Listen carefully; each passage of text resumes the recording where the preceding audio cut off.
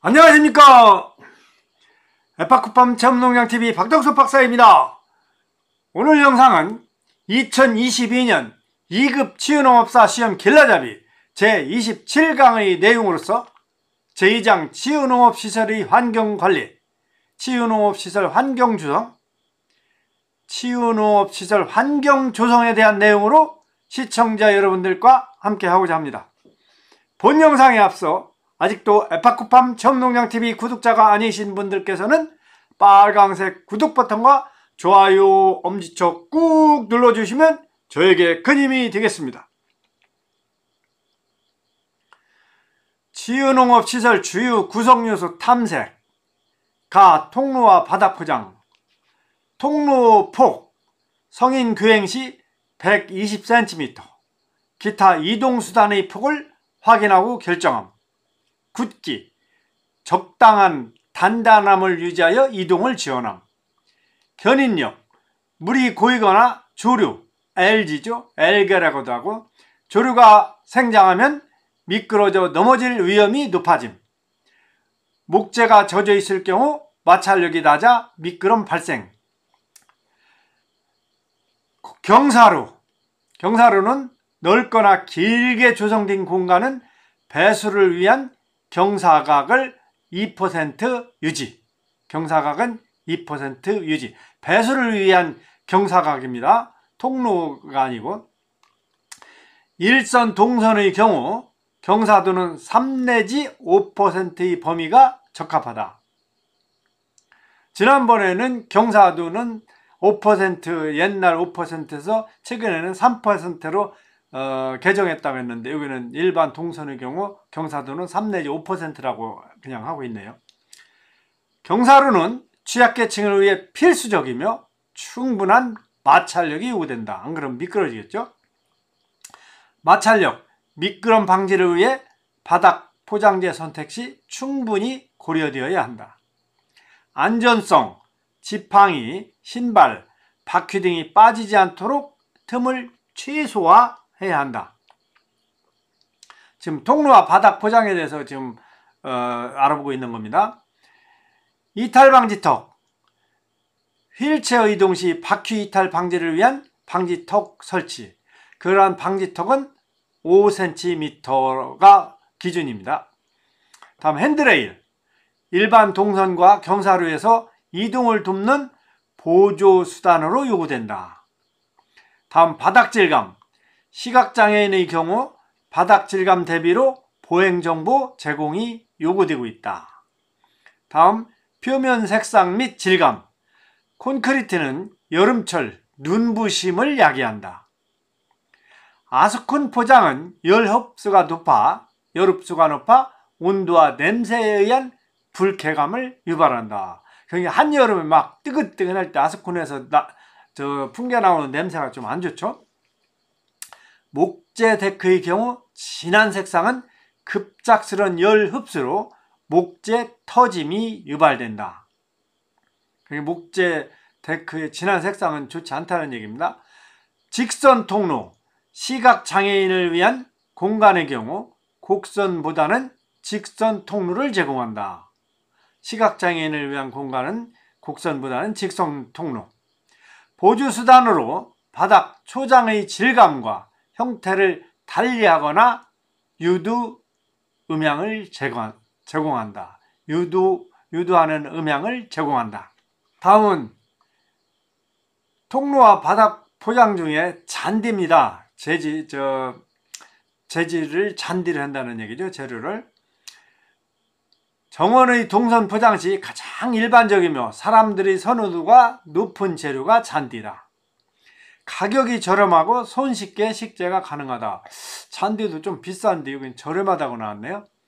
안전성을 높여주는 소재, 질 좋고 우수한 잔디는 천연 카페트처럼 부드럽고 탄력성이 있어 아이들이 뛰어놀다 넘어지더라도 크게 다치는 것을 방지한다. 시야감을 좋게 하고 경관성을 높여주는 특징이 있다. 사실 잔디는 이 경관성이 상당히 좋죠. 그러한 잔디도 단점이 있습니다. 잔디의 단점은 휠체어 사용자에게는 충분한 걷기를 제공해주지 못하므로 힘겹게 이동해야 하는 고충을 유발할 수가 있다. 다음은 통로와 바닥 포장 중에 점토벽돌입니다. 점토벽돌. 자연 소재로 고온에서 성형하여 강도와 내구성이 있어 바닥 포장재로 선호되고 있다. 바닥 포장재로 선호되고 있다고 합니다. 점토벽돌이. 설치 시 다소 비용 발생, 좀 비싼가 봅니다. 다양한 색상으로 생산. 벽돌의 두께와 내구성, 설치 방식에 따라 보행자와 차량의 통행이 모두 가능한 소재가 된다. 점토벽돌은 차량까지 통행할 정도로 내구성이 있나 봅니다. 시각장애인 점자 블록과도 연계 시공이 자유롭다. 점토벽돌은 화단과의 경계재로 사용할 경우 식물과도 조화로운 경관 연출이 가능하다는 장점이 있다. 그런데 농지일 경우는 위법이라 원상복구 명령이 내려질 수가 있다. 치명적인 단점이 위법이랍니다.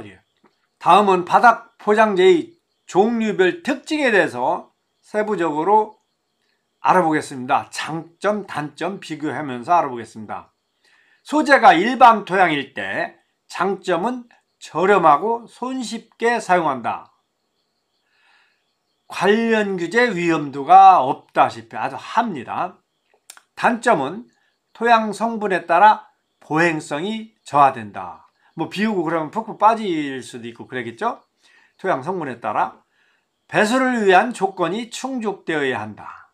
우천 시 오염 발생 및 보행성이 저하된다. 우천 시 오염 발생 및 보행성이 저하된다고 합니다. 다음 잔디입니다. 소재, 잔디 소재.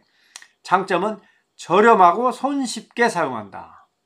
증산으로 냉각 기능을 제공한다. 부드러운 표면을 제공한다. 부상의 위험이 감소된다. 이러한 잔디에도 단점이 있습니다. 잔디의 단점은 휠체어 이동에 제약을 받는다. 잔디에서 휠체어 이동을 하려면 상당히 힘이 들어가겠죠? 유지 관리가 발생한다. 잡초 제거라든지 때때로 물도 쥐어줘, 관수 등. 접근성 개선에는 부적합하다. 관련 규제 위험도는 중이다. 상중하에서 중입니다. 관련 규제 위험도는 중이다. 이것도 단속을 받나 봅니다. 다음은 일반 토양입니다. 소재, 일반 토양. 장점은 저렴하고 손쉽게 사용한다. 다음은 우드칩 또는 바크입니다. 바크 하면 나무 껍질이죠. 장점은 저렴하고 손쉽게 사용한다. 10cm 이상 포설 시 잡초를 방지할 수가 있다. 비장애의 경우 보행에 적합하다. 관련 규제 위험도도 거의 없다 합니다. 단점으로는 우드칩이나 바크, 나무 껍질의 단점은 부식에 의한 관리가 요망된다. 썩죠? 휠체어 이동에 제약을 받는다. 휠체어 가기가 좀 어렵겠죠. 힘이 들어가겠죠. 두 팔에.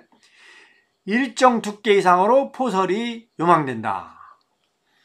하기가 10cm 이상 포설하면 잡초를 방지할 수 있다니까 최소한 10cm 이상 해야겠죠. 다음은 야자 매트입니다. 야자 매트, 경사지 마찰력을 제공한다. 다양한 오염물질 유입 방지, 실내 오염물질 유입 방지, 관련 규제 위험도가 없다 하. 이러한 야자 매트도 단점이 있죠. 단점으로는 곡선 형태 설치가 어렵다. 휠체어 이동에 제약을 받는다. 하부 제초 매트 설치 요망. 야자 매트 밑에다가 제초 매트를 설치하고 해라는 얘기죠. 그래도 또 풀이 납니다. 저도 야자 매트 한 20개 갖다 10m짜리 한 20개 갖다 깔았는데 풀이 이제 풀씨가 날라와서 풀이 납니다. 설치 시 고비용이 발생한다. 다음은 목재 데크입니다. 목재 데크의 장점은 경사지 마찰력을 제공한다. 모든 사용자의 보행에 적합하다. 경관 개선 효과가 증대된다. 경관 개선 효과는 증대되고 이러한 목재 데크도 또 단점이 있겠죠. 목재 데크의 단점은 자외선, 습기에 대한 관리가 필요하다. 1년에 한 번 정도 오일 스텐을 발라주겠습니다. 저희도. 설치 및 관리 비용이 발생한다. 발생하는 게 아니라 비싸죠. 발생하는 정도가 아니라 비쌉니다. 목재 데크도 관련 규제 위험도가 될 수도 있고 안 될 수도 있고 그렇다는 얘기죠. 콘크리트, 충분한 마찰력을 제공한다. 콘크리트의 장점은 충분한 마찰력을 제공한다. 단단함으로 이동성이 향상된다. 당연하죠.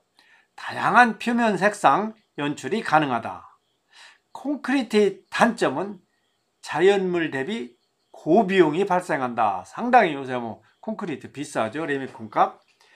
빛 반사로 인한 눈부심이 발생한다. 관련 규제 위험도는 상입니다. 이것이 농지에는 콘크리트를 하면은 원상복귀 하라고 할 가능성이 크죠. 다음은 마사토입니다. 마사토 저렴하고 손쉽게 사용이 가능하다. 마사토도 비싼데 어느 정도가 저렴한지 그건 모르겠습니다. 굵기에 따라 사용이 가능하다. 마사토도 입자가 굵은 거 이런 거가 더 좋겠죠. 마사토의 단점은 빛 반사로 인한 눈부심이 발생한다. 마사토가 반질반질 막 다져져서 하면 빛 반사가 되는가 봅니다. 그리고 경관 개선 효과는 낮다. 마사토가 경관 개선 효과는 낮다고 합니다. 다음은 쇠석입니다. 파쇄석이라고 하죠. 화강암 파쇄석이라고 하는데 장점은 저렴하고 손쉽게 사용한다. 요새는 좀 올랐습니다. 각진 형태에 따른 굵기가 제공된다. 각이 어떻게 졌느냐에 따라서 그 굵기가 이제 또 차이가 있겠죠. 이러한 파쇄석, 쇠석의 단점은 빛 반사로 인한 눈부심이 발생한다.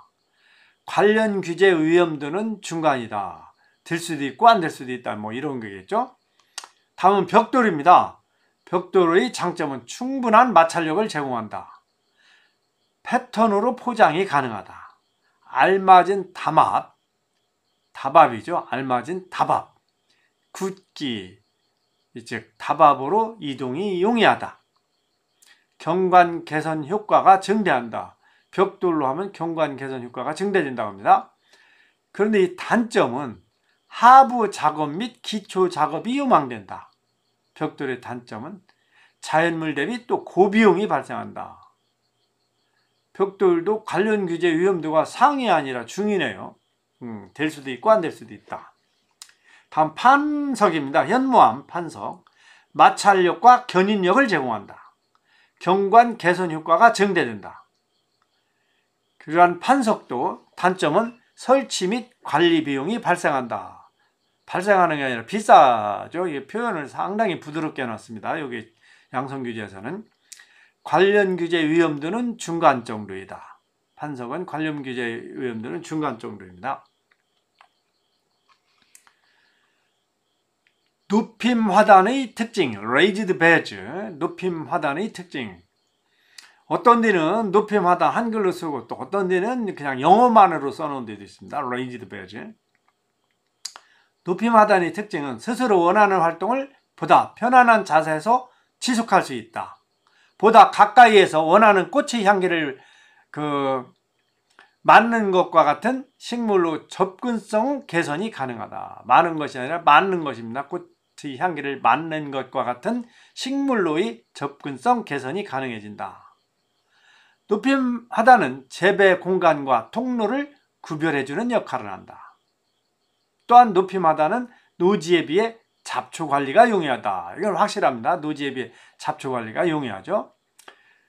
배수와 통풍이 우수하여 작물을 건강하게 자라게 해준다. 배수가 너무 잘 돼서 또 물을 수시로 안 주면 또 잘못될 수도 있죠. 높임 하단은 유기질 토양, TV 등 식재 작물에 따라 원하는 토양 사용이 가능하다. 이러한 높임 하단의 특징, raised bed의 특징. 사용자의 인체 치수를 고려한 높이 조절로 활동성을 높여준다. 마감재의 형태와 재질을 선택할 수 있어 외형적인 아름다움과 흥미로운 경관을 연출할 수 있도록 도와준다. 누핌 화단 사용상의 주의점. 경작 시 화학비료의 화학비료를 사용하지 말라는 얘기입니다. 오염된 경계제와 마감제의 사용. 오염된 경계제와 마감제는 사용하지 말라. 높은 배수성과 통풍에 따른 수분 관리 방법 등의 대책이 요구된다. 이런 것은 이 자동으로 물 주는 방법이 가장 좋죠. 다음은 누핌 화단 사용 시 유의점을 좀 더 세밀하게 알아보겠습니다. 특징, 화학비료 사용하지 말 것. 작물이 급격하게 자라기는 하지만 토양 미생물을 죽이고 독성을 남긴다. 화학비료를 사용하면 토양 미생물을 죽이고 독성을 남긴다. 토양 미생물이 사라지면 작물의 생산량도 함께 줄어들고 관리하는 데 더 많은 관심이 필요하게 된다. 다음, 누핌 화단은 계획적으로 관리할 것. 누핌 화단은 계획 관리가 필요하다. 한번 자리를 잡으면 바닥에 심는 관행보다 손이 덜 간다. 하지만 전체적인 생산량은 일주일에 2시간 전지하고 다듬는 데 달려있다. 다음, 누핌 화단 관수 대책을 세울 것. 누핌 화단은 배수성이 우수하다는 것은 수분의 증발이 빨리 이루어질 수 있다는 의미도 포함되기 때문에 작물과 토심에 따른 적절한 관수가 요구되며 이를 위해 점적 관수나 스프링클러 등 관수 대책이 요구된다. 점적 관수가 상당히 바람직한 것 같습니다. 다음, 시비계획 세울 것. 누핌 화단에서 자라는 작물은 영양분이 필요하다. 작물이 필요로 하는 모든 종류의 영양분을 유기질로 공급할 수 있다. 단지 심기만 하지 말고 식물이 잘 자랄 수 있는 비옥한 토양을 만들어 주어야 한다. 또한 누핌 화단은 아무 흙이나 사용하지 말 것. 좋은 흙을 찾는다면 그것은 유기질 토양일 것이다.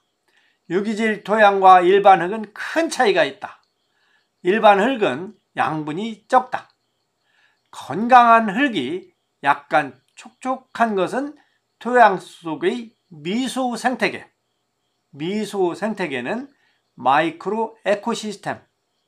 아주 적은 생태계죠. 마이크로 에코시스템. 미소 생태계가 제 역할을 하고 있기 때문이다. 화학비료를 사용하면 이와 같지 않다. 미소 생태계, 마이크로 에코시스템이 역할을 할 수 없다는 얘기입니다. 화학비료를 사용하면. 결국 흙도 아무 흙이나 사용하지 말고. 다음, 밀식하지 말 것. 누핌 화단에서는 밀식을 하지 말라는 얘기입니다. 만약 밀식하게 되면 작물이 제대로 자라지 못하고 따라서 생산량이 늘지 않는다. 생산량을 늘리고 싶다면 누핌 재배상의 면적과 숫자를 늘려야 한다. 그것이 유일한 방법이다. 생산량을 늘리고 싶으면 누핌 재배상의 면적도 크게 하고 또 누핌 화단 숫자도 많이 가져가야 된다는 얘기죠. 해충이라고 다 제거하지 말 것. 지렁이처럼 식물에 해를 가하지 않는 벌레들이 정원에서 어떤 이로운 일을 하는지 알아야 한다. 지렁이가 흙 속에서 부스러기를 먹고 다니면 작물에게 유용한 영양분을 제공할 뿐만 아니라 지렁이가 지나다니는 통로는 공기구멍이 되어 공기순환을 돕는다. 여기는 해충이라고 다 제거하지 말고 해충이라고 하지 말고 그냥 그 벌레라고 하는 게 나을 뻔했습니다. 다음은 그 천연목재입니다. 소재 중에 누핌 화단 그 소재에 대해서 한번 알아보면 즉 누핌 화단 재료별 특징과 유의점입니다. 첫 번째로 천연목재입니다. 침엽수 계열 SPF 구주제입니다. SPF. 그래서 SPF가 뭔가 찾아봤더니 S는 스프루스, 가문비나무라고 합니다. 스프루스, 가문비나무. P는 파인, 이건 잘 알겠죠? 소나무. 그 다음에 F는 fir, F-I-R, fir, 전나무입니다. 다 이게 침엽수죠. 가문비나무, 소나무, 전나무. 그래서 SPF 구주제의 경우 저렴한 가격에 목질이 부드러워 가공이 용이하지만 외부 환경에서는 부식이 빨리 이루어진다는 단점이 있다. 빨리 썩는다는 얘기입니다. 천연 목재, 그 중에서 침엽수인 가문비나무, 소나무, 전나무, 즉 SPF 구주제는 목질이 부드럽고 그래서 가공하기가 용이하지만 외부에서 비 맞고 물 젖으면 빨리 썩는다는 얘기입니다. 천연 방부 성능을 갖춘 적산목, 적산목은 웨스턴 레드 시다입니다. 웨스턴 레드 시다. 이걸 석이라고도 보통 한답니다. 석이. 이런 것은 우리가 알고 있는 삼나무, 향나무를 적산목이라고 한답니다. 그래서 천연 방부 성능을 갖춘 적산목 계열은 특유의 향과 아름다운 무늬를 가지고 있어 내외부 사용이 가능하지만 구주제에 비해 가격이 높다는 단점이 있다. 그래서 적산목, 그 삼나무, 향나무는 향도 있고 무늬도 아름답고 해서 내부, 외부 그 사용이 가능한데 비싸다는 게 단점입니다. 다음은 방부목재입니다. 구주제의 가압 형식으로 화학약품을 침투시켜 방부 성능을 갖춘 목재를 의미하며 저렴하고 외부 사용이 가능하다. 외부 사용 시 자유선 및 수분으로부터 보호를 위해 오일스텐을 주기적으로 처리한다. 오일스텐 최소한 1년에 한 번씩 이렇게 처리를 해야죠. 높임 하단에 식용 목적의 작물을 재배할 경우 뿌리를 통한 중금속 흡수에 주의한다. 또한 유해한 화학 성분이 부식에 의해 토양으로 침출되어 지하수 오염 및 다양한 환경 문제를 일으킬 수 있어 정원에서는 제한적으로 사용 가능하다. 취급 시에는 인체 흡입 방지를 위해 마스크와 보안경 착용을 의무화한다. 이거 저도 이 공부하면서 처음 알았습니다. 이게 방부 목재를 제가 톱질도 하고 막 이렇게 사용하는데 이 마스크와 보안경도 착용, 눈으로 들어가면 안 좋은가 봅니다. 그래서 보안경도 착용을 의무화하네요. 마스크와 보안경 착용 의무화합니다. 물론 이제 높임마다 내 이제 식용 작물은 저 식재에서는 안 되겠죠. 그건 뭐 알고 있겠죠. 다음은 집성 목재 또는 합판입니다. 집성 목재 또는 합판. 특징 및 사용상의 주의점은 목재의 효율적 사용과 기능성 향상을 위해 접착제를 사용하여 생산하는 제품으로 높임 하단 제작 시 장식 기능 향상을 위해 사용되기도 하지만 수분에 취약하여 내구성이 떨어진다는 단점이 있다. 합판 이런 것은 내구성이 수분에 되게 취약하죠. 다음은 벽돌입니다. 벽돌. 고정식 높임 화단에 적합하며 내구성이 뛰어나고 경관 조성용 화단에 적합한 소재이다. 그런데 벽돌은 설치 시 인건비 등이 다소 높은 비용이 소요되며 바닥면 배수관에 유의한다. 다음은 콘크리트입니다. 콘크리트. 내구성이 뛰어난 소재이지만 국내에서는 거의 사용하지 않는다.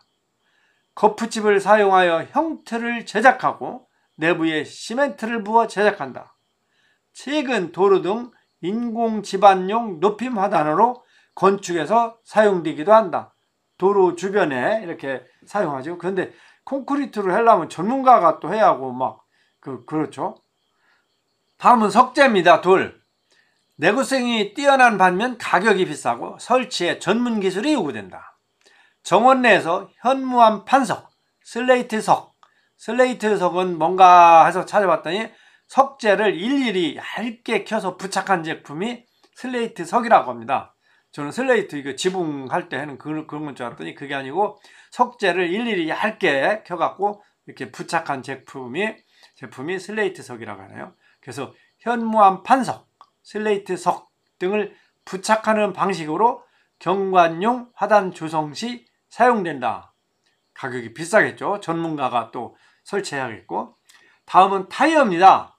타이어. 주 사용처인 도로의 환경적 특성상 다양한 오염물에 노출되어 있어 사용 시 세척에 주의를 기울여야 하며 깨끗이 세척해서 사용하라는 얘기입니다. 오염물질이 많으니까. 재활용 화단이나 경사면 안정화를 위해 사용되나 식용 목적의 작물 재배에는 부적합하다. 그렇겠죠? 중금속이 나올 수 있겠죠? 그 다음에 금속입니다. 소재 자체의 특성상 장식성이 뛰어난 장점이 있지만 그 장식성은 뛰어나죠. 튼튼하고 소재 및 가공에 고비용이 소요되며 외부 환경 노출 시 부식, 열 전도에 따른 사용상 제약 등의 단점이 있다. 부식. 이게 아연과는 그 부식 잘 안 되죠. 그런데 여하튼 열 전도에 따른 사용상 제약이 있고 비싸죠. 요새 철값이 엄청나게 올랐죠. 다음은 높임 화단의 규격입니다. 규격은 이제 높이, 또 폭, 또 크기 뭐 이런 건데, 규격은 설치 공간의 형태와 규모, 사용자의 특성에 의해 좌우된다. 완전히 딱 고정된 규격은 없는 것 같습니다. 이렇게 범위를 딱 줬고 참고할 그 수치만 있는 것 같습니다. 좌식 사용자와 휠체어 사용자는 60cm 전후가 좋다고 하고, 경우에 따라서는 45cm에서 75cm 규격의 적용도 가능하다. 일반적으로 그 앉아서 하는 좌식 사용자와 휠체어 사용자는 60cm가 전후한데 때에 따라서는 45cm에서 75cm 그 범위 내의 규격도 가능하다는 얘기입니다. 45cm의 높임 하단. 관리하는 동안 모서리에 편안하게 걸터 앉을 수 있으며 이 경우 더 넓은 상부 마감재가 요구된다. 걸터 앉으려니까 더 넓은 상부 마감재가 요구된다. 규격 목재를 사용할 경우 구조재 2곱하기4 규격 이상으로 넓은 쪽을 뒷면으로 사용해야 한다. 2곱하기4 규격입니다. 구조재가. 또한 경우에 따라서 아이들의 활동 범위에 적합한 높이로 사용이 가능하다. 그러니까 45cm 높임 하단은 걸터 앉아서, 성인들이 걸터 앉아서 일도 할 수 있고 아이들이 활동하는데 적합한 높이가 45cm라고 합니다. 다음 60cm의 높임 하단. 의자에 앉아 작업이 가능한 좌식 사용자, 또 휠체어 사용자의 경우에 적당한 높이다. 테이블 밑으로 무릎이 위치할 수 있도록 하부 공간 확보가 필요하다.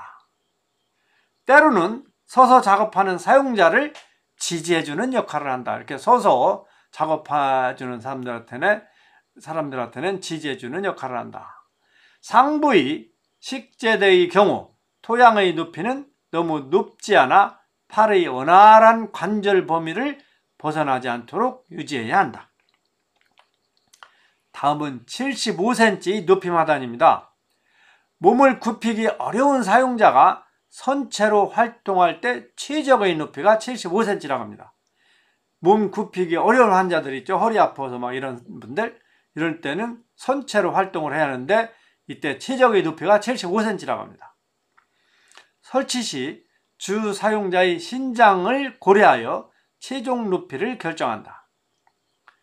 토심이 높은 관계로 전체를 토양으로 채우기보다는 나뭇가지 또는 인공물을 활용하여 부피를 줄이고 상층부에 적당한 토심을 유지한다. 다음은 높임 하단의 규격 중에 높임 하단의 폭입니다. 폭. 사용자의 팔의 활동 범위와 연관되기 때문에 폭도 신중히 고려를 해야 됩니다. 성인의 경우에는 60cm, 이것은 한쪽만 사용할 때 60cm겠죠. 아동은 50cm. 그래서 양쪽에서 활동할 때는 높임 하단의 폭은 100cm에서 120cm가 된다고 합니다. 좋다고 합니다. 한쪽에서 활동할 때는 50에서 60cm, 그러니까 아동은 50cm가 좋고 성인은 60cm가 좋다는 얘기입니다. 높임 하단의 크기와 디자인은 설치 면적이나 대상자 특성, 경관성 등을 고려하여 결정해야 하며 단조로운 형태보다는 다양한 크기로 사용자의 욕구와 치유적 환경 요소에 적합하게 디자인되어야 한다. 다음은 그린하우스입니다. 그린하우스. 온실의 형태와 특징. 첫 번째, 온실의 형태와 특징. 건물의 측면에서 외벽을 공유하는 부속 건물 형태의 작은 경사 구조물. 치유정원에서 중심 공간을 차지하는 독립 구조로 설치한다. 비가열 온실은 봄, 여름, 가을에 활용할 수 있죠. 관엽식물, 실내 경관을 좋게 하는 관엽식물의 생육 유지와 작물 또는 채소의 재배가 가능하며 늦가을 서리 피해까지는 방지를 해줍니다. 그러나 동절기에는 동해 및 냉해 가능성이 있습니다. 열을 가하지 않기 때문에. 다음은 가열 온실입니다. 가열 온실은 대부분의 작물의 생산과 경관식물의 유지 관리가 가능합니다. 그런데 난방비가 좀 비싸게 들겠죠? 식물 생장을 위해서는 빛이 온도보다 더 중요하다고 합니다. 빛이 온도보다 더 중요하다. 여름철 태양의 고도와 겨울철 태양광이 온실 보온 유지에 도움을 제공한다고 합니다. 다음은 그린하우스, 즉 온실의 장소의 선정과 설치. 온실 부지와 방향을 선정할 때는 다양한 변수를 고려해야 한다.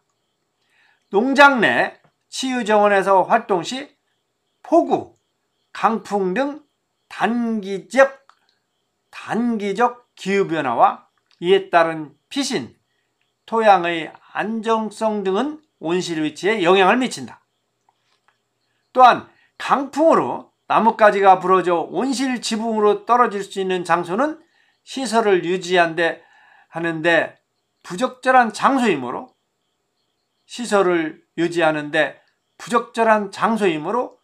교목성의 수목이 충분히 떨어져 있는 장소를 선정한다.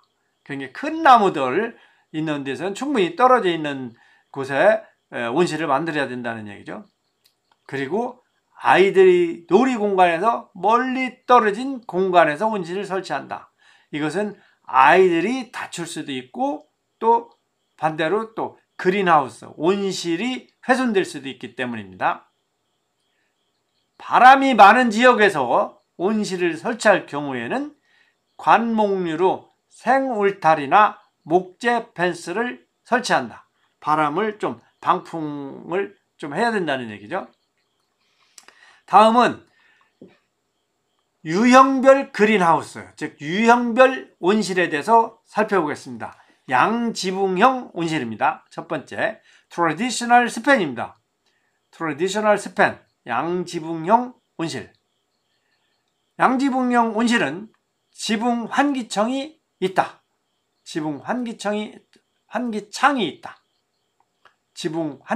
있다. 높은 박공지붕이라는 것은 영어로 게이블드 루프이라고 합니다. 게이블드 루프. 이것은 건물의 모서리에 추녀가 없이 용마루까지 측면벽이 삼각형으로 된 지붕을 박공지붕이라고 합니다. 게이블드 루프. 높은 박공지붕은 충분한 헤드룸을 제공한다.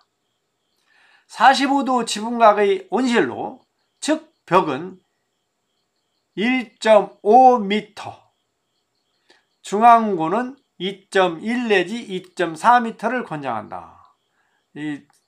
요게 오타가 났네. 1.5m입니다. 측벽은 1.5m, 중앙의 높이는 2.1 내지 2.4m를 권장한다. 바닥 기초 위 하부 벽면은 니월이라고 합니다. 무릎벽이죠. 하부 벽면은 니월은 외부 충격으로부터 시설, 즉 유리 파손을 보호하고 단열을 제공한다. 양지붕형의 하부 벽면은 열을 보존하는데 유리하지만 하부광을 차단한다. 또한 하부 벽면은 목재 또는 벽돌, 시멘트 등을 사용하여 설치한다. 그래서 하부 벽면은 목재, 벽돌, 시멘트 등을 사용하기 때문에 열 보존하는 데는 상당히 유리하겠죠. 그러나 하부에서 들어오는 빛은 차단하게 될 것입니다. 다음은 유형별 그린하우스에서 더치라이트형입니다. 더치라이트. 더치는 네덜란드 화란의 그 뜻이요. 그런데 더치라이트형입니다. 경사진 측벽은 결로 현상을 유발한다. 더치라이트형의 경사진 측벽은 결로 현상을 유발한다. 이건 단점이겠죠. 아래쪽 환기창은 통풍 기류를 촉진한다. 이건 장점이 되겠죠. 아래쪽 환기창은 통풍 기류를 촉진한다. 타일 바닥의 경우 열을 유지하는 작용을 한다. 지붕 반사각은 빛의 반사를 최소화한다. 더치라이트형의 지붕 반사각은 빛의 반사를 최소화한다. 하부까지 이어지는 대형 유리를 설치할 경우 교체 비용이 높이 들어간다. 다음은 폴리카보네이트형입니다. 폴리카보네이트형. 양성규제에서는 이 스펠이 좀 틀렸습니다. 그 폴리카에서 CAR인데 그 R이 빠졌고 그냥 CABONAT 되어 있습니다. 폴리카보네이트입니다. 광투가율이 유리에 비해 낮다. 좀 유리부대는 광투가율이 낮겠죠. 복층 패널을 사용할 경우 단열 효과가 있다. 복층으로 이렇게 두 겹으로 한다는 얘기인 것 같습니다. 복층 패널을 사용할 경우 단열 효과가 있다. 패널의 투명도에 따라 사적 용도의 공간으로 활용이 가능하다. 유리에 비해 파손에 대한 위험이 낮다. 이거 엄청나게 강하더라고요. 유튜브에서 보니까 막 오웬마로 때려도 안 부서지는데 실제 그런가 모르겠습니다. 다음은 유형별 그린하우스에서 비닐형입니다. 영어권에서는 비닐하우스를 폴리터널 또는 훅하우스라고 합니다. HOOP, 훅하우스로 불린다고 합니다. 영어권에서는 비닐하우스를 비닐하우스라고 하고 폴리터널, 훅하우스 이렇게 두 가지로 주로 불린다고 합니다. 위벽은 폴리에틸렌으로 마감합니다. 위벽은 폴리에틸렌으로 마감한다. 국내의 경우 대부분의 상업용 온실 재배 형태이다. 우리나라 논 거의 하얗죠? 이런 비닐하우스가. 외부 공기를 차단하여 일정한 실내 온도를 유지하게 한다. 설치 비용이 저렴하지만 교체 주기가 짧아 유지 관리 비용을 고려해야 한다. 최근에는 5년 이상 교체 없이 사용 가능한 제품이 생산되고 있다. 다음은 정원 활동을 위한 장비와 도구에 대해서 살펴보겠습니다. 국산 정원용품, 즉 양성규제에는 우리나라에서 생산되는 정원용품 이렇게 했는데 제가 말을 짧게 했습니다. 국산 정원용품, 즉과 농기구, 한국산업규격에서 제시한 규정을 따르고 있다. 한국산업규격에서 제시한 규정을 따르고 있다. 최근의 정원 도구들의 특징을 보면은 기능성이고 간편한 수납이 될 수 있고 이동 편의성이 중시되고 있다고 합니다. 또한 유니버셜 디자인 개념을 적용해서 비장애인뿐만 아니라 장애인, 성인 남성에 비해 상대적으로 근력이 약한 노인과 여성, 아이들도 편리하게 사용할 수 있도록 디자인이 되었다고 합니다. 유니버설 디자인 개념을 적용해서 정원용품, 농기구들을 만들어서 좀 힘이 없는 노인이나 여성, 아이들도 편리하게 사용할 수 있도록 그 디자인을 했다는 얘기입니다. 사회적 취약계층을 고려하여 디자인한 도구를 선택하여 사용하는 것이 요구된다.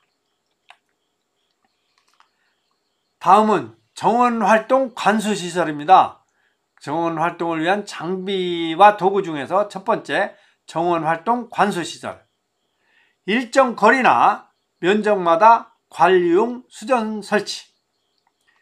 높임 하단은 점적 관수.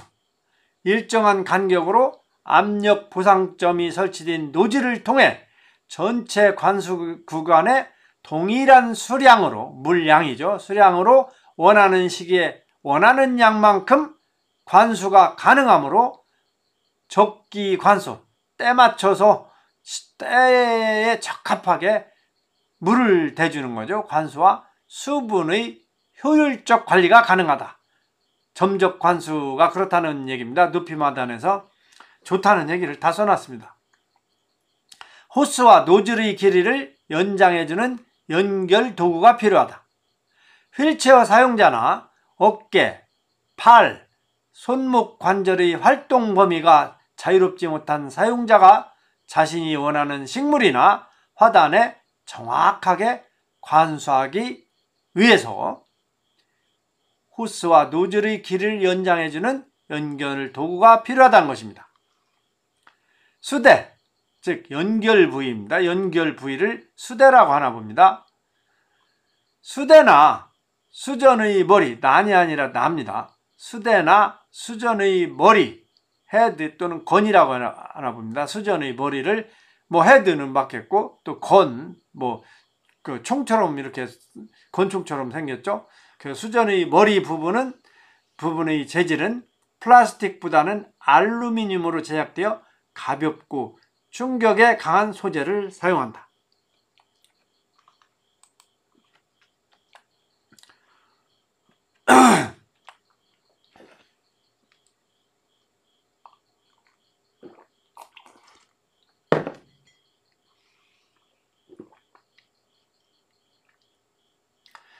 다음은 정원활동을 위한 장비와 도구 중에서 두 번째, 전지와 전정의 도구입니다. 최근에는 다양한 유니버셜 디자인의 원리가 적용된 도구들이 유통되고 있다고 합니다. 가령 손잡이가 벌어지는 각도나 절단 범위가 조정되는 제품이 있는데, 이는 손이 작은 어린이들이나 여성들을 편리하게 하기 위함이라고 합니다. 그리고 양손 사용이 가능한 제품 등이 있다고 합니다. 상당히 유니버셜한 디자인을 한 다양한 도구가 유통되고 있다는 얘기입니다. 다음은 파종과 수확의 도구입니다. 정원 활동을 위한 장비와 도구 중에서 세 번째, 파종과 수확의 도구. 여러 가지 도구가 있습니다만, 정원 활동에서 호미를 많이 써요. 호미로 파고, 또 심고, 묻고, 북 돋고 다 하죠. 호미. 손목이나 손가락 관절이 물이 가는 것을 예방하기 위해서 고무 소재의 재질로 코팅된 라운드형 손잡이 형태, 그 라운드형 손잡이 형태의 알루미늄 제품이 유통되고 있다고 합니다. 제주사도 써놨어요. 양성유제 라디우스사가 만든 고무 소재의 재질로 코팅된 라운드형 손잡이 형태의 알루미늄 제품 호미. 또 손목을 곧게 편 상태로 작업이 가능한 수직각 손잡이 형태. 이건 페타사가 만든 건가 봅니다. 호미가 손목을 곧게 핀 상태로 작업이 가능한 수직각 손잡이 형태도 있다고 합니다. 이러한 모든 것들은 활동의 효율성이나 안전함을 위해 사용을 권장한다고 합니다. 다음은 정원식물의 선택 및 활용입니다. 정원식물의 선택 및 활용 7가지 내용입니다. 첫 번째, 사계절 흥미를 제공하는 식물을 적극 활용할 것. 사계절 내내 흥미를 제공하는 식물을 적극 활용, 상당히 좋죠. 봄, 여름, 가을, 겨울 다 그 흥미를 제공할 수 있는 식물이면, 예를 들면 남천이 있습니다. 남천은 봄에는 초록색, 여름에는 하얗게 꽃이 피죠. 그리고 가을에는 겨울까지는 빨간 열매와 단풍으로 그 흥미를 제공하게 되는 거죠. 그래서 사계절 흥미를 제공하는 대표 식물은 남천이다, 이렇게 볼 수가 있습니다. 그 다음에 정원식물이 선택하는데 7가지 내용 중에서 두 번째, 호기심을 자극하는 색깔과 향기, 질감 형태를 가진 식물을 도입하라. 두 번째는 호기심을 자극하는 색깔과 향기, 질감 형태를 가진 식물을 도입하라. 첫 번째, 시각장애인. 밝고 진한 색의 대비를 채도가 낮은 파스텔 톤의 색보다 잘 식별한다. 밝고 진한 색이 시각장애인한테는 좋다고 합니다. 다음, 노인. 화려한 색상의 상록 관목류, 독특한 촉감을 제공하는 램스이어, 용도가 다양한 허브류 등은 호기심을 자극하는 대표 식물이다. 그래서 노인들을 호기심을 자극하는 식물로서는 그 화려한 색상의 상록 관목류, 독특한 촉감을 제공하는 램스이어입니다. 램스이어. 또 용도가 다양한 허브류, 이런 것들이 노인들의 호기심을 자극하는 대표 식물이라고 합니다. 다음은 정원식물의 선택 및 활용 7가지 중에서 세 번째, 생태적 다양성을 유지할 수 있게 하라. 생태적 다양성을 유지할 수 있게 식재하라. 새와 나비들이 좋아하는 식물을 식재하고 관리함으로써 정원이 더욱 풍성해지고, 이를 통한 자연과의 유의미한 상호작용은 인간의 삶을 더욱 풍요롭게 한다. 네 번째는 지속 가능함을 위해 지역 전통 자원을 활용하라. 정원식물의 선택 및 활용 7가지 조건의 네 번째는 지속 가능함을 위해 지역 전통 자원을 활용하라고 합니다.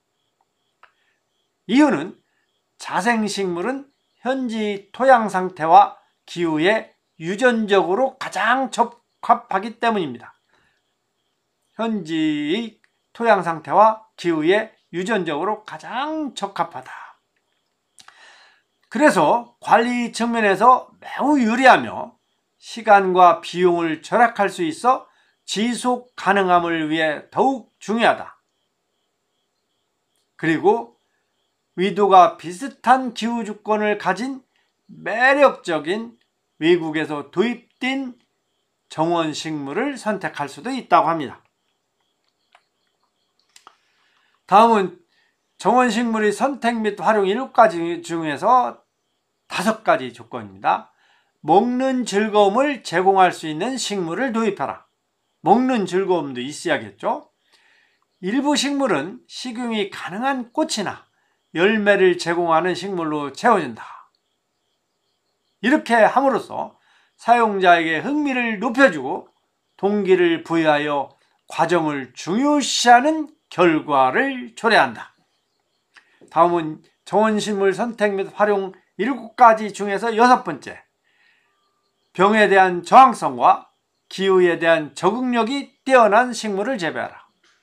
병에 대한 저항성과 기후에 대한 적응력이 뛰어난 식물을 재배하라.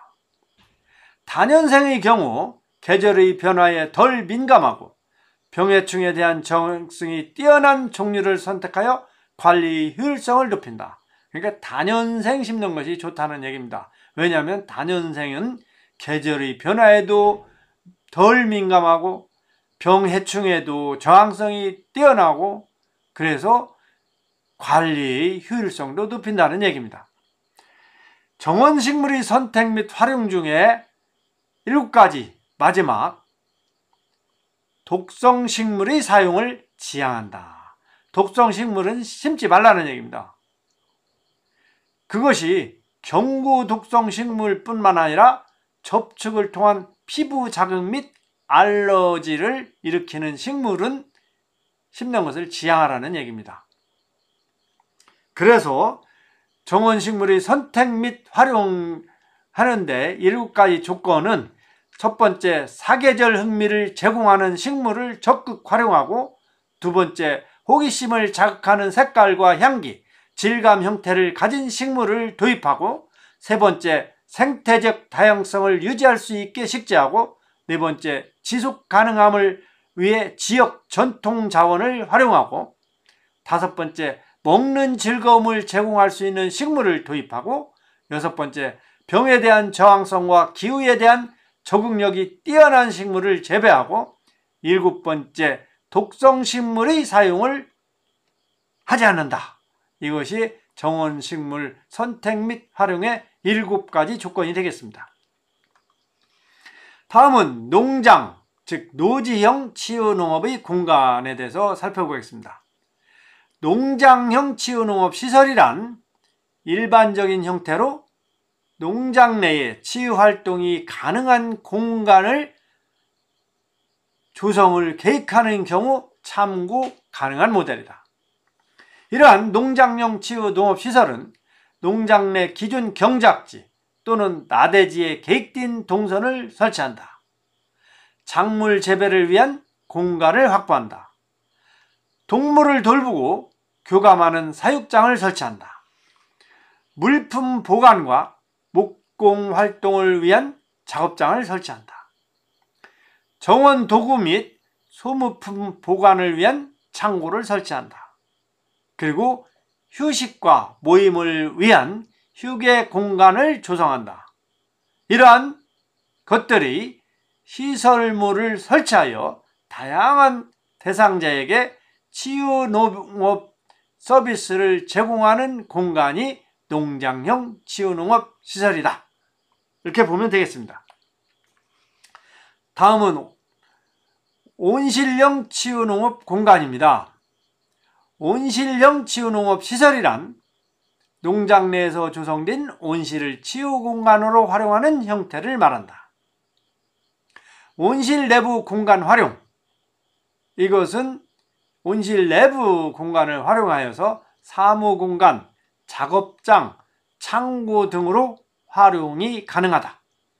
최근에는 사계절 식물의 유지관리에 유리한 온실 형태의 치유정원, 카페, 체험장 등 다양한 용도의 공간이 조성되고 있다. 최근에는 개인정원, 교육농장과 치유농업시설을 중심으로 경관성이 뛰어난 소재인 목재를 사용하는 경우가 점차 증가하고 있다. 치유공간 조성 시 자연 소재의 사용이 공간을 이용하는 사용자에게 더 많은 자연의 혜택을 제공할 수가 있다.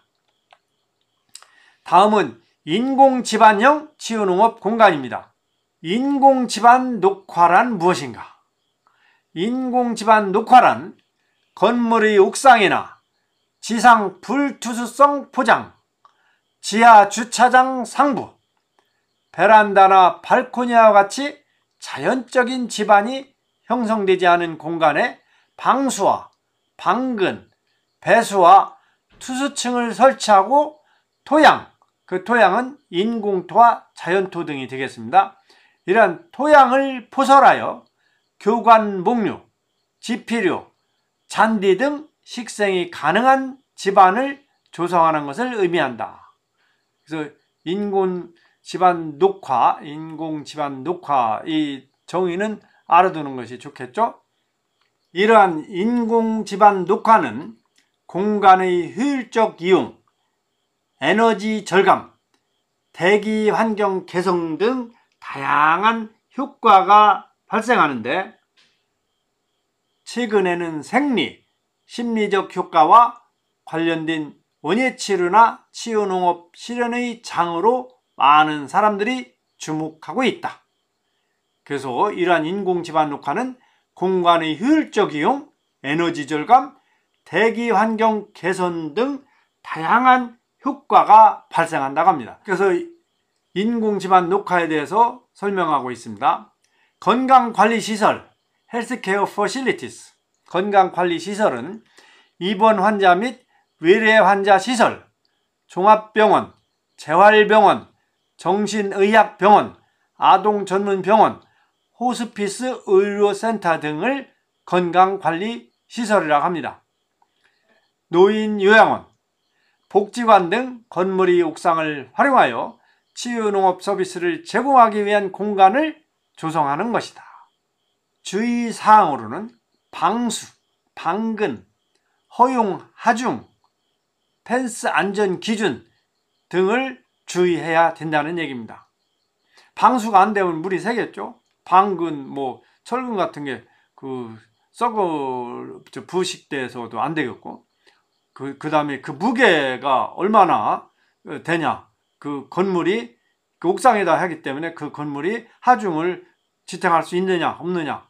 그 다음에 옥상에 그 안전 펜스 이런 것은 제대로 지켜지고 있는가, 규정대로 이렇게 보면 되겠습니다. 부분적으로 그래서 이제 이러한 인공 지반 녹화가 이러한 그 위험 요소들이 있기 때문에 부분적으로 이동식 또는 고정식 높임 하단을 설치하고 간이 휴게 시설이나 수전, 도구함 등 꼭 필요한 부분만 설치하는 경량형 녹화를 선호하는 경향이 있다. 그러니까 좀 가볍게 꼭 필요한 부분만 설치하는, 그래서 인공 지반 녹화는 상당히 괜찮게 활용할 수 있는데 또 장점이 있는 반면에 단점도 이렇게 방수, 방근, 또 하중 이런 거 또 고려를 해야 하기 때문에 좀 가볍게 이렇게 만드는 것이 좋다. 내용은 그런 것 같습니다. 다음은 치유농업 시설 환경 조성 중에서 치유농업 공간 조성 사례에 대해서 실습 부분을 살펴보겠습니다. 가 1단계 치유농업 공간 조성 사례 실습 1단계입니다. 대상자 특성에 대한 자료 조사와 분석. 첫 번째 주제, 대상자에 대한 이해. 대상자를 보다 다원적으로 이해할 수 있도록 서로가 알고 있는 경험에 대해 이야기를 나누어 보고 이 위에 인터뷰, 온라인 검색 등 다양한 수단을 활용하여 대상자를 깊게 이해할 수 있도록 한다. 두 번째, 활동 및 교육 방법. 가, 조사 방법 선택하기. 조별로 다양한 수단을 활용하여 대상자에 대한 이해도를 높이고 각 조에 취합된 자료를 발표하여 인식의 폭을 넓힐 수 있도록 한다. 인식의 폭을 넓힐 수 있도록 한다.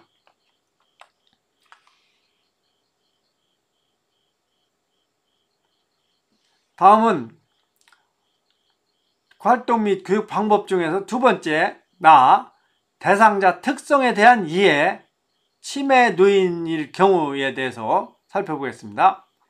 치매와 치매의 원인 등 일반적인 내용 살펴보기 및 치매의 주요 증상과 이에 따른 행동 양식. 예를 들면 짐작장애, 배회, 왔다 갔다 하는 거죠. 환각, 착각, 망상, 실어, 말을 잃어버리는 거죠. 실행, 실인 등 주요 증상을 살펴보고 이에 따른 대상자의 상태를 이해한다. 그 다음에 세 번째, 치매의 진행 단계에 따른 주요한 행동 장애 요인을 파악한다. 진행 단계별 행동, 인지, 감정, 사회성 등 변화에 대해 살펴보고 공간을 계획할 때 반영해야 하는 부분과 피해야 하는 부분에 대해 정리한다. 다음은 2단계 치유농업 공간 조성 사례 2단계 이해관계자, 즉 페르소나죠. 페르소나. 이해관계자 지도, 페르소나 지도. 작성과 증거에 기반한 디자인, 증거에 기반한 디자인, 에비던스 베이스드 디자인이죠. EBD, 에비던스 베이스드 디자인. 주제, 첫 번째 주제, 대상자와 주변인에 대해 이해하고 이를 디자인에 반영할 수 있도록 한다. 대상자와 주변인에 대해 이해하고 이를 디자인에 반영할 수 있도록 한다. 이 페르소나 지도를 작성하면 이것을 충분히 알 수가 있겠죠. 대상자와 관계된 그룹의 다양한 의견을 수렴하여 반영한다. 공간의 가장 중요한 요소는 사용자의 욕구를 충족시키고 활동의 효율성을 증대시키는 것이다. 공통된 관심사를 가진 특정 그룹을 이해관계자 지도, 쉐도잉은 그대로 따라하는 것을 쉐도잉이라고 합니다. 그림자처럼 따라한다 해서 쉐도잉. 인터뷰와 같은 방법을 통해 흥미로운 캐릭터를 생동감 있고 자세하게 가상인물로 설정한다.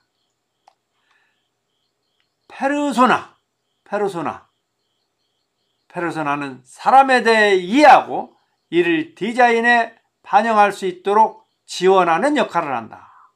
사람들에 대해서 이해하고 이를 이해한 내용을 디자인에 반영할 수 있도록 지원하는 역할을 페르소나, 즉 이해관계자 지도죠. 모든 사람을 만족시키기는 어렵지만 일정한 통합 과정을 거쳐서 총체적인 행동 양식을 가진 대표 인물상을 보여주고 이와 관련된 스토리를 만들어 다른 사람들이 공감을 얻고 적합한 디자인에 도달할 수 있도록 한다. 다음은 그 페르소나 지도 작성과 전개된 기반한 디자인, 두 번째 활동 및 교육 방법. 그래서 첫 번째로 페르소나 작성하기. 인물의 이름, 사진, 그림, 상황, 목표, 행동 등을 집중적으로 묘사한다. 페르소나 작성할 때 꼭 들어가야 하는 것들이 인물의 이름, 사진, 그림, 상황, 목표, 행동 등을 집중적으로 묘사한다. 페르소나를 통해 사람들의 이해를 돕고 설득력 있는 참고 자료가 만들어진다. 이해관계자 지도를 작성하여 구성원의 의견을 수렴한다. 서비스와 관련된 이해관계자들이 목록을 작성하여 각 그룹별로 분류 후 어떻게 상호작용하는지 불만 요인과 잠재적 기여 영역을 파악하고 확인하여 시각화한다. 보일 수 있도록 한다. 다음은 이해관계자의 특징에 대해서 살펴보겠습니다. 이해관계자, 먼저 치매 환자죠. 치매 환자에 대해서 한번 살펴보겠습니다. 치매 환자의 이해관계자의 특징. 치매 진행 단계에 따라 활동 범위가 제한된다. 실내에만 있기 답답하다.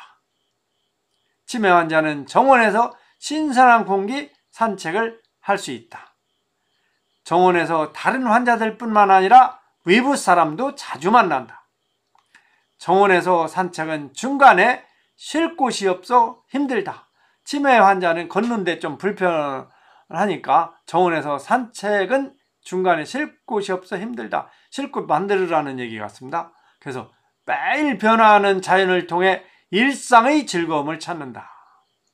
다음은 이해관계자, 건강관리시설 방문자. 이러한 건강관리시설은 병원, 요양원, 치매 안심센터 등이 되겠죠. 이해관계자의 특징은 이러한 건강관리시설의 방문자의 이해관계자의 특징은 투병생활이 오래된 환자일수록 가족들이 방문이 횟수가 줄어든다. 오랜 병에 효자 없다고 투병생활이 오래 지속되면은 가족들도 방문 횟수가 점차 줄어들겠죠. 그 다음에 방문 시 환자와 함께 할 활동 프로그램이 없다. 방문했을 때 그 치매 환자와 함께 수행할 활동 프로그램이 없다. 있으면 좋겠죠. 방문 시 시설 실내에서만 환자와 시간을 보내기가 지겹다. 그래서 건강관리시설 방문자들이 이러한 그 불편이 있으니까 이런 것을 해소하는 걸 연구하라는 얘기겠죠. 다음에 이해관계자, 치유농업사, 그러니까 치유농장의 치유농업사, 관리직원, 요양보호사, 요양원의 요양보호사, 그 다음에 병원의 의사, 간호사, 그 다음에 공통적으로 안전요원, 자원봉사자 등의 이해관계자는 그러한 이해관계자의 특징은 배위, 탈출하는 환자들이 관리가 힘들다. 배위하고 탈출하는 환자들이 좀 있나 봅니다. 치매 환자들이. 치매 노인과의 생활이 지친다. 인력 부족으로 오귀에서의 환자의 개별적인 관리가 힘들다. 이게 치유농업사나 또 관리 직원, 요양보호사, 간호사, 의사 선생님들이 이러한 그 고통을 받고 있다. 이것을 이해하라는 얘기입니다. 정원시설 관리자, 병원, 요양원, 또 치유농업사는 치유농장이죠. 치매 환자에게 안전한 식물을 구한다. 식물도 독성 이런 거 있어서는 안 되겠죠. 치매 환자들이 훼손하는 경우가 많다. 이해관계자의 특징입니다. 다음은 치유농업 공간 조성 사례 중에서 사람을 중심으로 살펴본 치유농업 내 이해관계자 지도를 그림으로서 한번 살펴봤습니다. 먼저 치매 환자가 있습니다. 치매 환자는 1단계 환자도 있고 2단계 환자도 있고 3단계 환자도 있는데, 이런 치매 환자는 치매 노인 요양병원 5기 원예 환경에 이제 이렇게 5기의 원예 환경에 접하게 되면은 병원 방문객도 있겠고, 이런 그 인맥이 찾아오는 사람들이 있겠죠. 그러한 병원 방문객 중에는 치매 환자 가족도 될 수 있겠고, 아니면 친구 같은 치매 환자의 지인도 될 수 있겠고, 그리고 이러한 치매 노인 요양병원 내에는 그 관리자가 있겠죠. 관리자는 시설 관리자가 있겠고, 그 시설 관리자 중에서는 뭐 건물 관리자도 있겠지만 정원 관리자가 있겠죠. 정원사가. 그리고 이러한 관리자는 또 치매 환자 관리자가 있겠죠. 시설 관리자가 있는 반면에 치매 환자 관리자가 있겠죠. 이런 치매 환자 관리자는 자원봉사자입니다. 여기는 자원봉사자. 그 다음에 안전요인이 있겠고, 또 치매 환자 관리자는 또 의료진이 있겠죠. 중요한 의료진. 뭐 물론 다 관리자는 중요하겠지만 의료진에는 의사 선생님하고 간호사가 있겠고, 또 치유농업사가 있겠고, 또 심리치료사가 있겠습니다. 다음은 치유농업 공간 조성 사례 중에 3단계입니다. 행동 양식을 파악하고 공간 조성의 기본 자료 수집. 행동 양식을 파악하고 공간 조성의 기본 자료 수집. 첫 번째 주제입니다. 행동 양식과 관계되는 특성을 살펴보고 이러한 특성에 맞는 치유 공간을 계획한다. 치유 공간 관련 배경 이론, 디자인 가이드라인 및 치유 정원의 일반적인 내용 등의 기본적인 개념을 대상자와 이해관계자들의 행동 특성을 고려하여 공간 조성에 어떻게 적용 가능한지 고민해 보아야 한다. 그래서 지금 페르소나 지도 만든 것도 이러한 그 치유 공간을 어떻게 조성하냐 할 때 그것을 참조해서 고민해야 된다는 얘기입니다. 그 다음에 치유농업 공간 조성 사례 다 3단계입니다. 행동 양식을 파악하고 공간 조성의 기본 자료 수집. 두 번째, 활동 및 교육 방법. 치유 공간을 조성하려는 외부 환경에 대한 탐색. 즉 치유성, 안전성, 사이성, 접근성 등 치유 정원 기본 요소를 지표로 공간을 살펴보고 문제점과 개선점을 도출한다. 두 번째, 치매 환자 및 고령자가 선호하는 환경 요소 선발. 치매 환자 및 고령자가 선호하는 환경 요소 선발은 운동 능력과 인지 능력이 부족한 치매 노인과 고령자의 특성, 즉 착각 현상, 단기 기억 상실, 배의 등 이러한 치매 노인과 고령자들의 특성을 고려하여 외부 공간 계획 시 문제를 개선할 수 있는 공간으로 계획해 본다. 다음은 치유농업 공간 조성 사례 4단계입니다. 치유 공간 기본 계획 수립. 첫 번째 주제, 치매 노인 및 고령자들의 행동 특성을 고려하여 치유 정원 계획을 한다. 치매 노인과 고령자들의 행동 특성을 고려하여 공간에 설치 가능한 치유 요소를 도출하고 이를 활용하여 치유 정원을 계획한다. 치매 노인과 고령자들의 행동 특성을 고려하여 공간에 설치 가능한 치유 요소를 도출하고 이를 활용하여 치유 정원을 계획해야 한다는 얘기입니다. 주제는. 그 다음에 치유 공간 기본 계획 수립 4단계인 치유 공간 기본 계획 수립 중에 두 번째, 활동 및 교육 방법.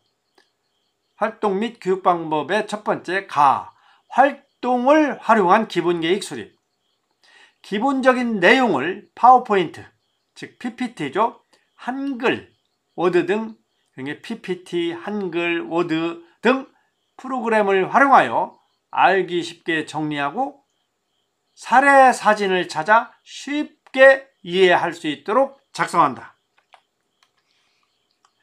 다음 활동 및 교육 방법 두 번째, 치유 정원 지표 항목별로 세부 내용을 나누어 정리한다.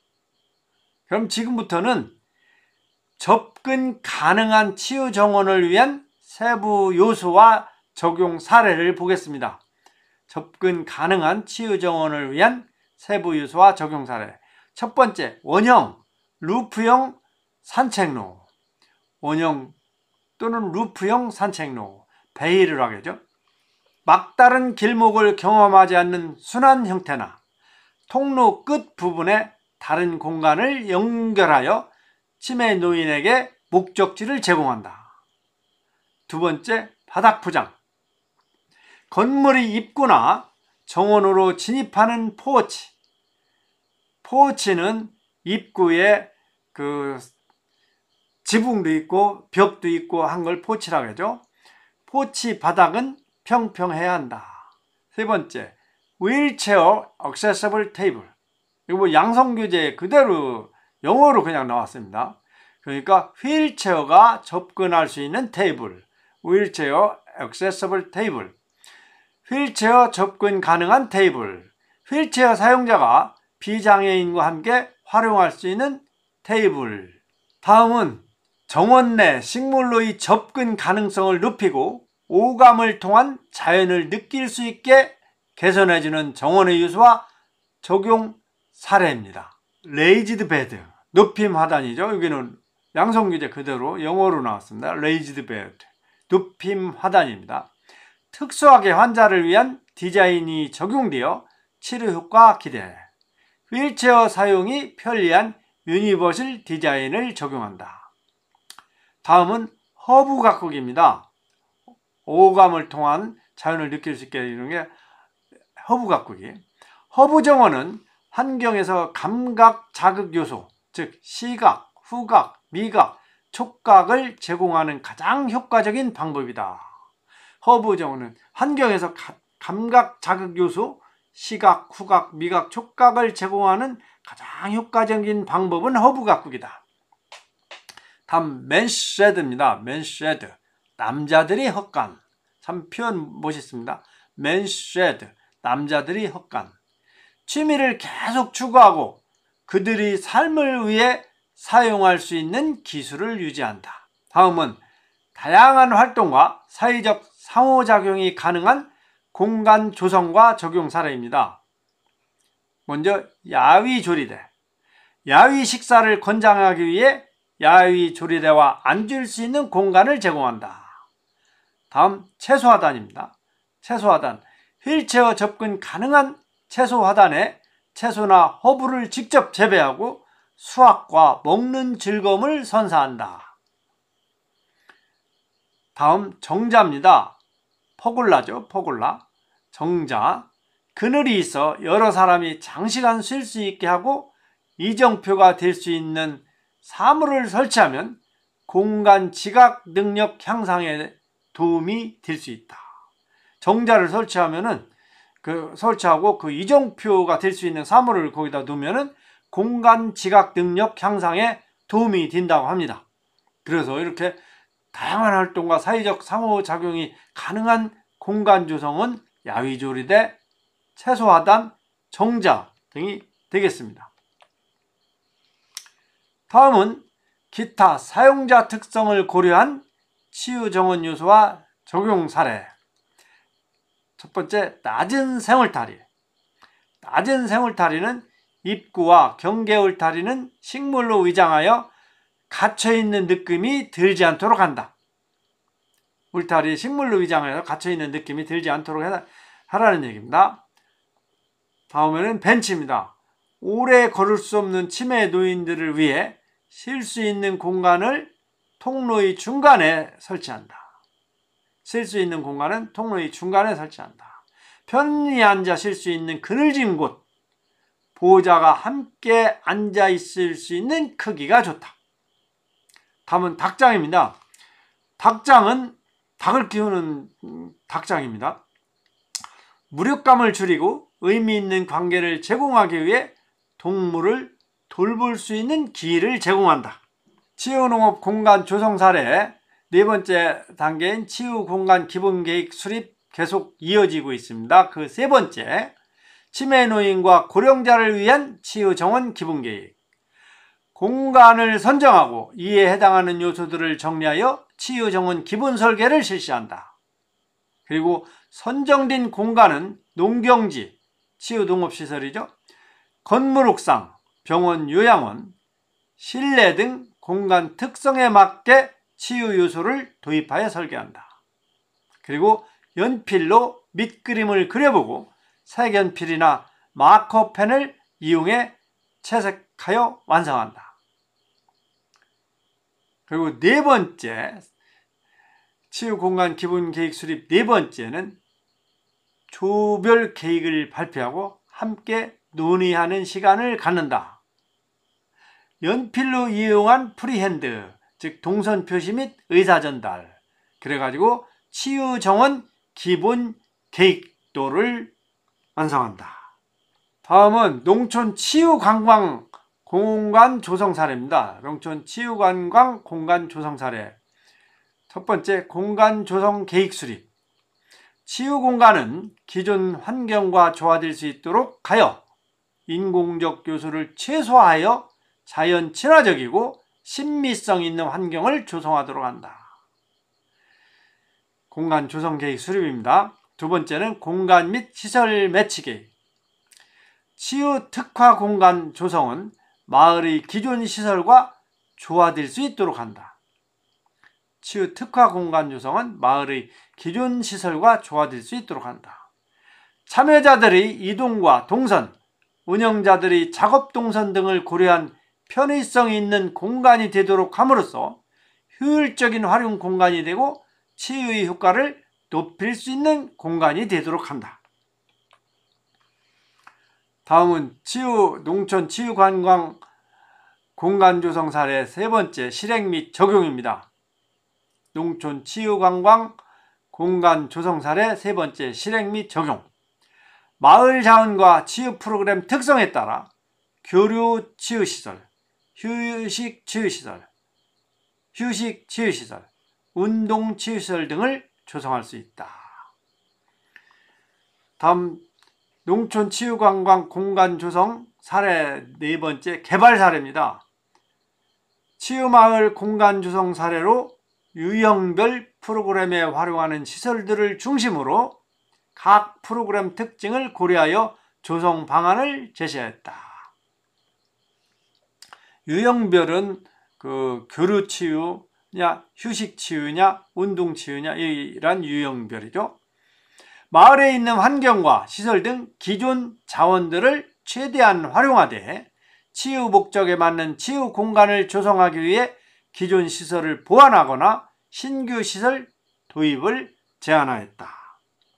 지금까지 2급 치유농업사 시험 길라잡이 제27강의 내용으로서 제2권 치유농업 자원의 이해와 관리, 제2장 치유농업시설 환경조성, 단원이 치유농업 시설 환경 조성으로서 제2권의 마지막 부분을 시청자 여러분들과 함께 살펴보았습니다. 오늘 또 저희 에파쿠팜 체험농장TV를 사랑해주신 시청자 여러분 대단히 감사합니다. 언제나 건강하시고 행복한 나날 되시기를 진심으로 기원합니다. 감사합니다.